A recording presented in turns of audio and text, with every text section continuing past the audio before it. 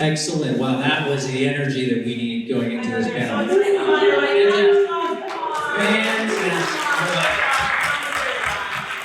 Okay, raise your hands. Who in here is in a science or engineering role? Okay, and then more like a business-facing role? And then anything else? Thank you, Christy. Appreciate it. Okay, excellent. All right. Well, welcome to this panel. My name is Chris Morrow. I am a senior product manager with Amazon Alexa, and I'm thrilled to be facilitating and participating on this panel, joined by, down the line, Michael Goin, who's a product engineering lead at NeuroMagic. And then we have Marcus Coleman, who is recently promoted to Applied AI and ML lead at JP Chase. And then we have Remi Ferreira, who I pronounced hopefully his last name correctly, senior data scientist at L'Oreal, and finally Teresa O'Neill, who's a director of natural language solutions at iMerit. Kick things off. If, as we're thinking about sort of natural language models, what are some of the top use cases that we're seeing? And maybe Teresa, if you want to talk about sort of top use cases first, what are you seeing in the field? Sure. So this is working. Good. I didn't test it. So in my role, I see a wide breadth of different use cases, kind of helping to build the data pipelines and human services to enable model development and deployment. So some of the trends that we're seeing right now, I think, is kind of a growth in the sophistication of recommendation engine-based models in the commerce and media space, particularly, or in retail. We're also seeing kind of an explosion in the conversational intelligence or audio intelligence space, especially as so much of our communication is moving to video conferencing, and we have access to these large corpora of recorded business conversations that we can start to extract insights around sales and marketing alignment. And we're also seeing some interesting new explorations of kind of content moderation and general sort of social monitoring of what conversations in public and private spaces are looking like using large language models. So those are a few of the trends that we're seeing right now. And then I think that we're going to offer some insights and use cases in the finance sector, right? Yeah, Marcus, what are you seeing? Yeah, great. So at JP Morgan, one of the primary use cases that I've seen has been in legal text analysis, right? So naturally, being a global financial institution, you get a lot of legal issues that arise from time to time. So doing contracts analysis, contract review, also comparing the existing regulatory framework in the organization to updates and changes from the government. So those are some key use cases that we're seeing in the financial services area. Remi, how about you? What are you seeing? So at L'Oreal, we have a lot of NLP use cases. Most of them are related to either social network analysis, so a lot about Instagram for now. We follow some influencers. We want to know what they talk about. We want to know what is going to be the next trend in the skincare industry, in the makeup industry, so that maybe we can launch a product containing those new ingredients that we detected. We do a lot also about understanding the feedbacks of our consumers, especially on retailers, e-retailers. People do put a lot of feedbacks on Amazon and so on. So how can we automatically analyze those feedbacks and make them usable for our business so that we can still improve our products that fit to our consumers? So I would say, mostly text analysis, sentiment analysis, and text classification. For those influencers, maybe speaking about their vacation in Bali is not interesting for me. I prefer to know when do they post about skincare, makeup, for instance.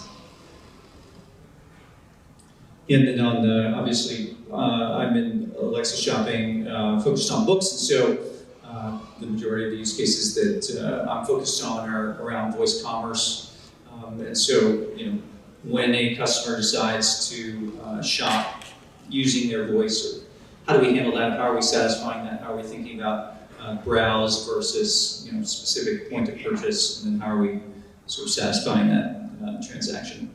That actually kind of makes me think about, we've talked about just some use cases, but what defines success in some of those use cases, because obviously that's we can have dream up lots of solutions, but if success isn't clearly defined, Marcus, you and I were talking about that a little bit. Yes. So, the question that I like to pose: can we really say that a language model is successful if we have not deployed it into production? Right. So I think deployment into production should that not be our success benchmark? Because we've heard these statistics surrounding 80% of models don't make it into production. And if our primary objective is to solve a business problem, we can't solve the business problem until we actually deploy the model into production. So I think we should have really a discussion and spend some time into what are the things that are preventing us from actually getting models into production. Yeah, definitely to add on that, just beyond just training a better model with better accuracy, however you want to define that in terms of metrics, there's a whole pipeline in terms of needing to deploy that model, feed it data, filter in the live data that's going in, and dealing with all these edge cases from users and customers that you just don't see in the training process and iteration scientific process. Teresa, how about you? Yeah, absolutely. I think when it comes to models that are focused on, for example, classification or fulfilling kind of tasks, it's important to also consider having success criteria that are aligned with specific subsets of the problem that you're trying to solve. So you might have a kind of accuracy-based metric, but that needs to be potentially adjusted depending on the risk associated with a particular problem, or it might need to be much stricter if the impact of failure is going to drive customers away, or is going to lead to something unsafe, or is going to put you at risk of being out of compliance, versus just creating a slightly inconvenient experience for a moment. So rather than having kind of a blanket accuracy requirement, it makes sense to step back and think a little bit about what kinds of failures you're likely to encounter, and how you want to try to penalize different types of failure differently, and then be able to articulate kind of what that means to your business leadership, so that you're on the same page about, say my model is at 90%, well, what does that really mean? Is it at 90% in the cases where we really care and we actually need it to be 99%, or what is the distribution of that sort of 90% performance mean to us from a business perspective? I think Marcus and I were talking about this a little bit beforehand, but sort of also success as a sort of tiers of success. That when I'm communicating to the business, I'm thinking about success in terms of engagement, conversion, sort of the customer funnel, and then I'm sort of sitting in the middle, because then I'm taking those metrics and turning back to the engineering and the science teams and saying, okay, well, what does it mean that we're not handling X% of customer input? What are those customer inputs? Is it that a customer said buy it now, and we said sure, now playing the album, buy it now. That's a problem. That's a huge problem. That's really important, because then I have to to translate that back into hey, we're seeing lower conversion, and most importantly lower repeat usage. That's a significant problem.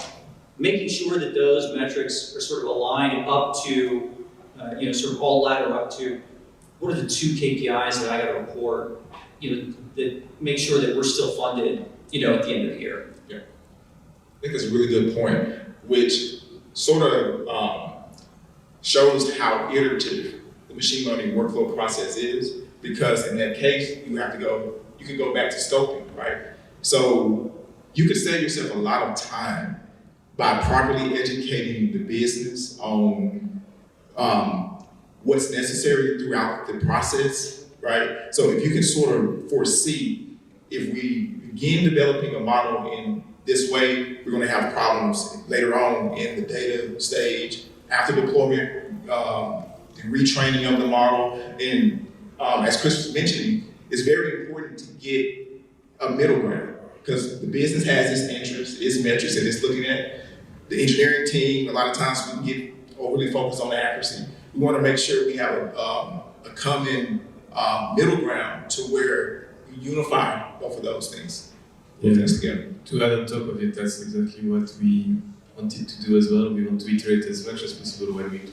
We want to put this model in production and then iterate with our business, and then we can get feedbacks from them. Because most of the time it's a question of perception. You can have your mathematical cost function that you want to optimize on your model, and it's not going to be aligned.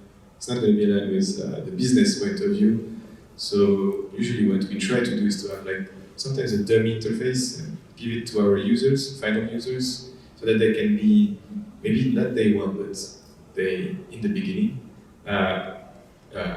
seeing the outputs of the model and then get feedbacks, because sometimes also what we can see is that they overreact on some mistakes done by the model, some errors that are not that important, or it's always, I mean, it's machine learning, so it's never going to be 100% great. So it's good that they know since the beginning what kind of mistakes the model can do, and we can also have some feedbacks from them so that we can maybe change how we want to optimize this model as well. I might add to that, also, just on the operational side, part of success means that your model and your product can respond to change, and so you have that feedback cycle where you've got canaries in the coal mine that are going to tell you right away if something in the real world has drifted or something in the model performance has drifted and you didn't anticipate it. You want to have processes that are robust and flexible and that can react quickly, and having those processes and kind of proving them out when a challenge comes your way is part of success. So it's not something that's static. We also talked about the kind of mundane but very real problem of documenting all of your institutional knowledge and avoiding having the single point of failure. And there is turnover in this space. A lot of what impacts success sometimes can be having a single owner that is one very brilliant team member who holds all of this knowledge, and then if they move on or they're not able to externalize that knowledge, you're at risk of kind of losing track of why your model does what it does. So having the robust kind of documentation and processes internally to make sure that the ownership is distributed, and having processes to detect change in the real world, change in model performance, is part of success, even though it may not be baked into those initial numbers. Yeah, and to bring it back to sort of what Chris was saying earlier in terms of, making sure the business and product side is tied in from the beginning. Depending on your use case, a false positive can make a really big difference in terms of, maybe you don't care if you count an extra person here and there entering your store, but if you accidentally buy something that a user didn't want to buy, that's an expensive and costly, and loses trust from the customer. So definitely, your research team needs to know that just accuracy isn't enough, and how can you translate those needs back to terms that they can understand and objectives they can test and optimize for. So sort of, an area where defining success can be a little bit challenging right now, but it's a topic that is so hot right now. Huge language models, big language models are going to solve everything right now. So hot right now. I hope somebody's getting my Zoom number. Like Hansel. Yes. I'm there. Thank you. Okay, I thought, sometimes with the junior engineers, I mention videos and their movies, and they're like, what are you talking about? I was born in 2002. It's terrible. So, sort of speaking about, these sort of large models, we talked about a little bit about success. How do you think about, sort of size of the model, intersection of size of the model and business viability? Or maybe Michael, Yeah, I can just continue on that because, you can obviously keep, you've translated things properly to your research and your MLOps. You train these models, you're in this pursuit of accuracy, whatever metric you're going for. And at any cost, it's easy to balloon your model up in parameter size. Obviously, we've heard of famous models like GPT-3, and those keep growing and doubling and growing by orders of magnitude every year. But when you're training on an A100 in a data center, and you realize you have 100 billion parameters, and now you're trying to deploy it for every user that's visiting your site, now you gotta realize, I gotta run this GPU everywhere. And that can turn into really expensive power consumption if you're running on the edge, sort of things at the scale. At Neural Magic, we focus on taking the latest sort of model compression research and turning it into something that ML engineers, data scientists, ML directors can understand and apply to their models. And it's really just amazing on these large models. You know,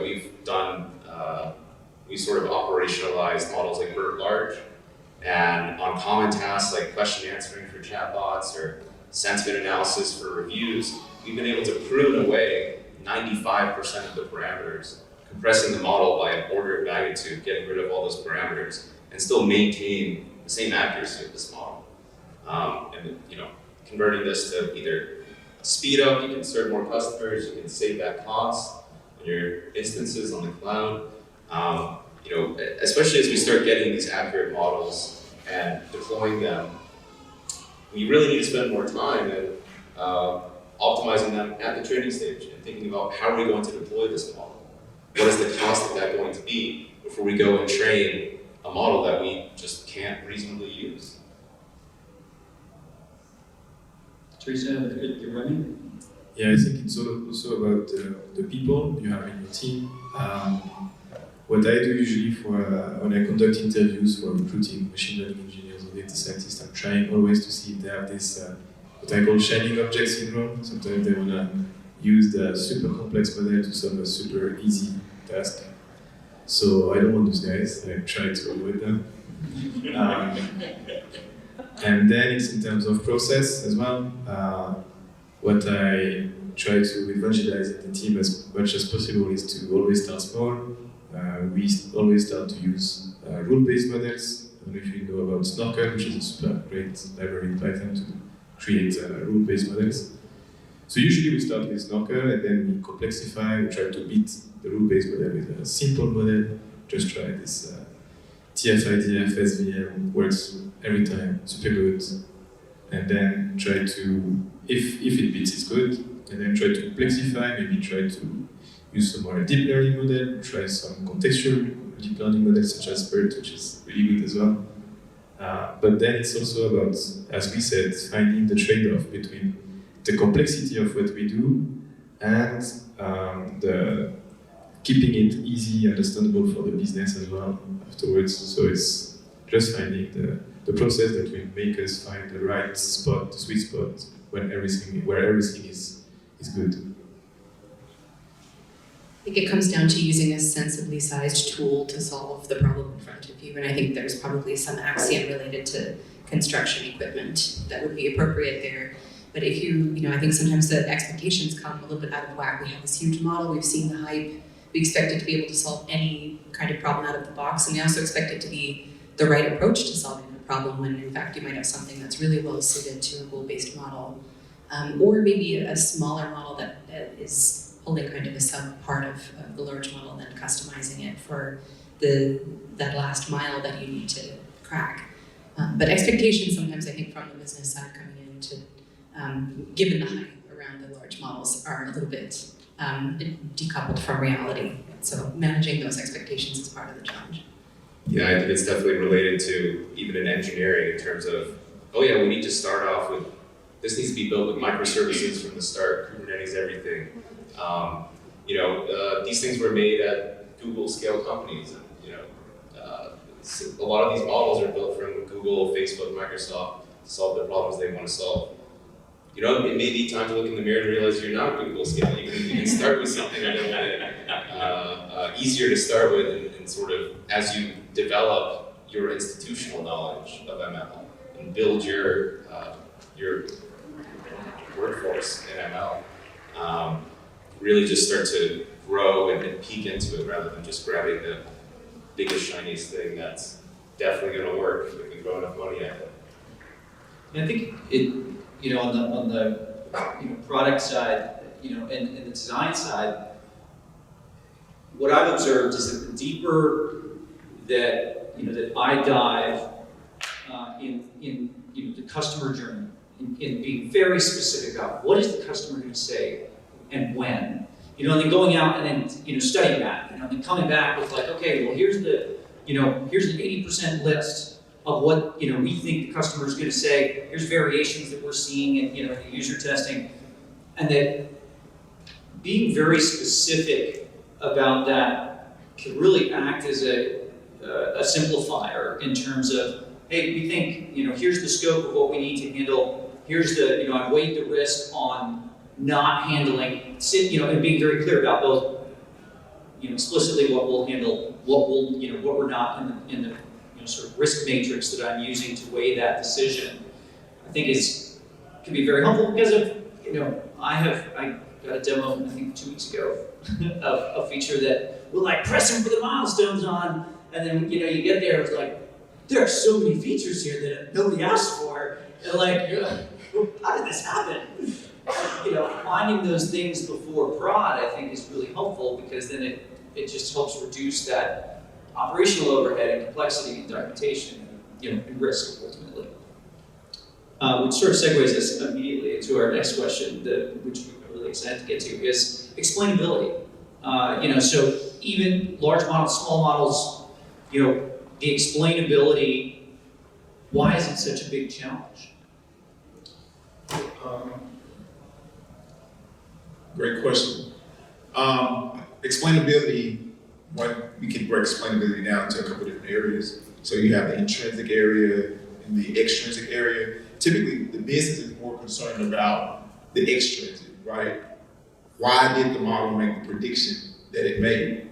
And that would require us to have some deeper understanding of what's happening inside the model, which sort of, to piggyback on the large language models, which I guess from this panel, it looks like the consensus is bigger is not always better in that case. So explainability is a very, especially now given the environment we're in trying to, for example, if you go through model governance, model auditing, especially in highly regulated institutions, you have to be able to explain why a certain decision was made. For example, I know within our firm, there are some models that we can't even build in-house to prevent bias. So you want to have some type of mechanism to first properly define what the output is from the model and how it correlates to what the business wants and be able to sort of quantitatively show that. Yeah, I think lots of really good points there. And I think really just to send that home, it's just like you would deal with an employee or another person. You want to understand why an accountant made this error. Was it an operational thing? Do we need to change the format of the data going in? This person, is it unfriendly? Is the handwriting too bad? What are these things that is causing this model to fail? And it's sort of, if we can talk about ways that people can make progress on this now, I think it's a big philosophical question to just say, yeah, let's make models that explain themselves. There's simple things like just understanding how confident the model is in its answer and being able to weigh that into the decision. Just if it's really confident that this is a person versus, 50% sure it kind of is, or it's really clear with text or image classification. This is something that really simply can start feeding into your other processes in terms of understanding just simple things, like if the model has class imbalance or has some sort of bias. And then from there, we can start to think of more things that are direct to your task and use case in terms of how would a person doing this job explain this, and how can we glean parts of this information from the model.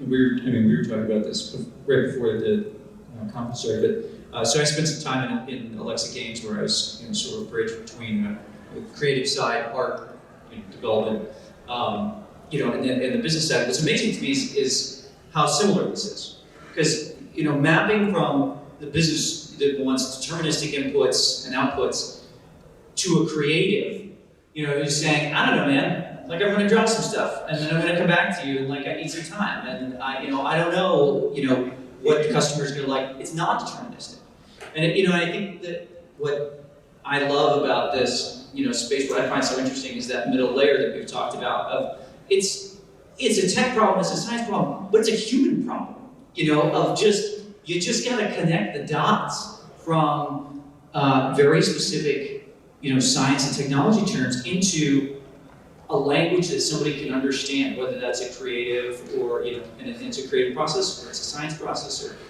And to me, that's what's so fun about this, is that it's like, you get into metaphor and anecdote and, any way that pull on someone's background to sort of get them to understand, kind of what's going on and so what. And I think it touches on what I've heard sort of in the conference of the trust.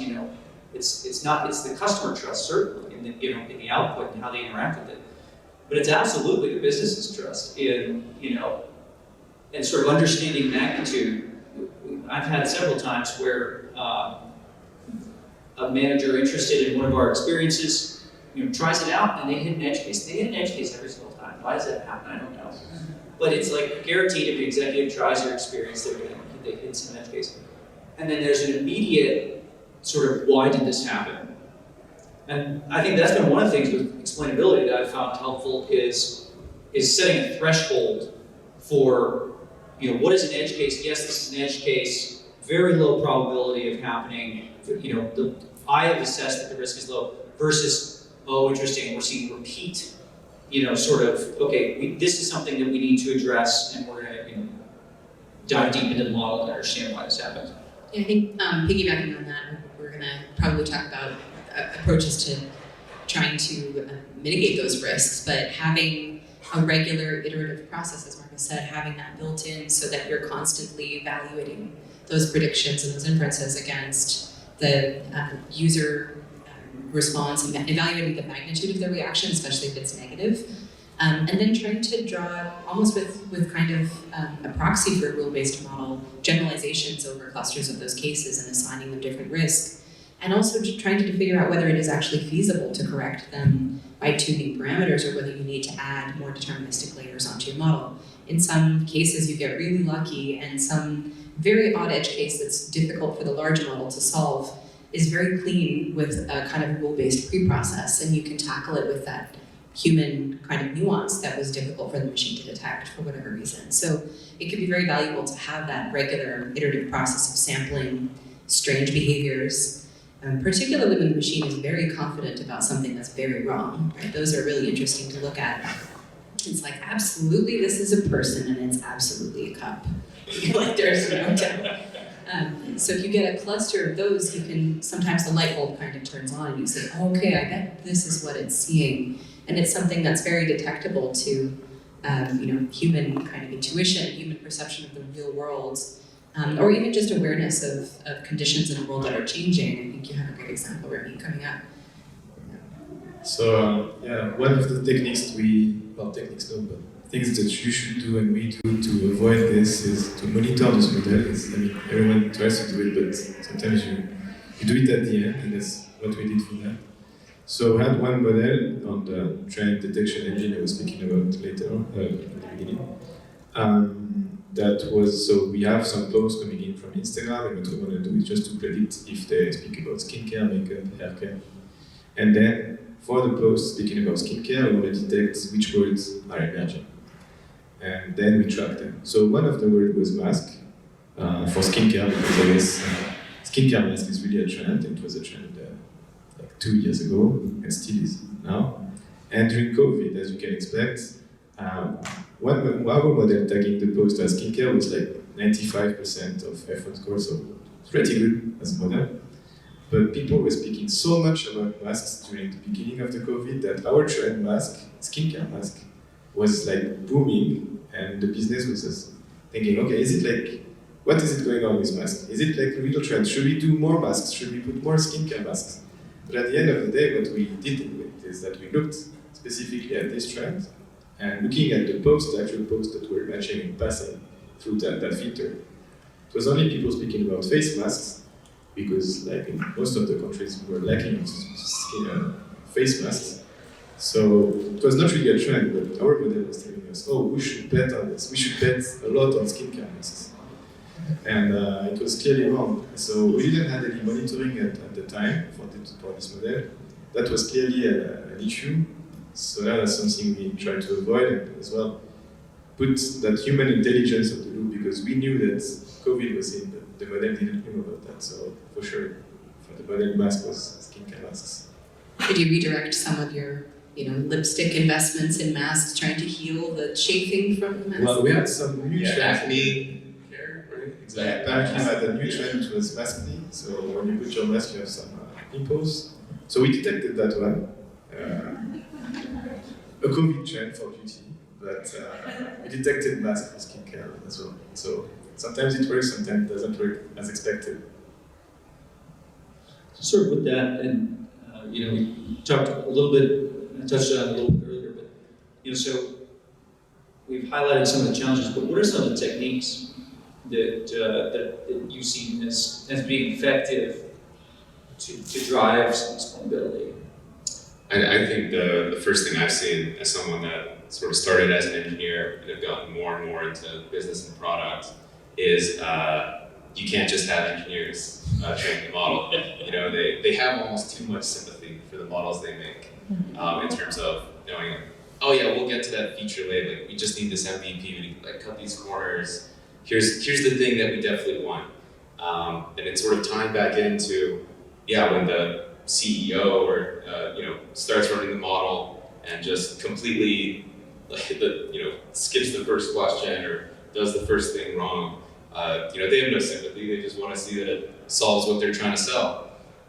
So definitely, and it's part of the engineering job as part of just an organizational goal to just have more of these checks and balances, have the model not be so scary or hard to interact with, and just make it so everyone can check on, everyone can bring their perspective, and just treat it like any other product and see if they can get what they want out of it, whatever their understanding of AI is or product, if you don't want to say it's AI. Yeah, I think toward the end of really understanding why a model is making some of the predictions, especially if those predictions are problematic, you could take an inclusion-based approach, maybe re-engineer the model, removing some features, and compare the output of the model, the original model with all the features, to the updated model without some of those features, and sort of see what is the impact downstream on the output to better understand, okay, what's driving some of the predictions the model's making as well. Yeah, definitely something just to start is just making smaller generals, not just in terms of parameters, but in terms of scope. Exactly. Trying to make one larger model that's trained on a giant task database of everything. Maybe at the front end you can do some sort of splitting that, this person's trying to, we need to focus on all this skincare specific language or all of this food specific language. Really, you should do different models for this. You can get so specific, and we've seen this a lot actually in information retrieval. Every company has a large database of wikis, documentation, get people started, and they're all filled with very, very specific jargon. All the acronyms and technologies that you just don't see when you Google around. It's things like this that really make sense to just try breaking your problems down and see if it makes it more explainable, it makes it easier to reason about, and it also makes it easier to tune on that task rather than possibly over-tuning on that and causing your other tasks to fail. You sort of get stuck in this this boat of you're locked in on this mega model you made, and you don't have the tools to do everything better all at once. Yeah, I think also leveraging technology that is less exciting and less hype can help a lot. So I'm a big fan of adding some deterministic layers and just say, hey, if you're in this condition, try this first. Just weigh that more heavily. And you can do that without any ML at all. And often it can solve really pesky edge cases that are really important for your particular problem, but really difficult, kind of nuanced. So at the kind of fine level in a conversational assistant use case, you might have something like, in your context, people tend to use an implied plural, not an overt plural, but they definitely want to of something because they're in an environment where things come in pairs, but they're not scissors or pants. They're something that doesn't usually come in pairs. But you know that because of the business context that you're in. Have a little simple rule that says when I'm here, a singular is a plural.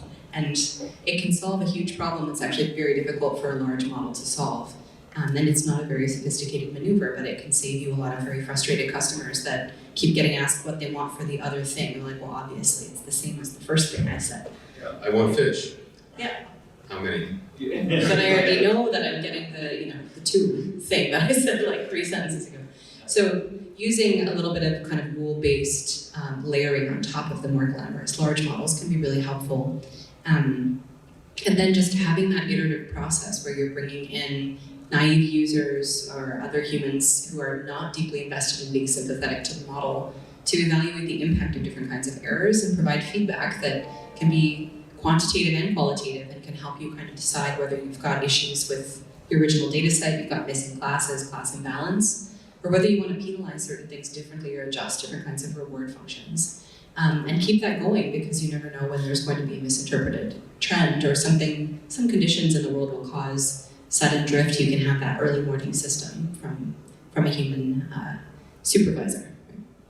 I think that's, just where, go beat up that product manager. I mean, that's my job. My job is to take these inputs and then, go back to the business and say, so what? Here's the so what. If I've learned one thing, it is, I have a broad rule, it's no surprises.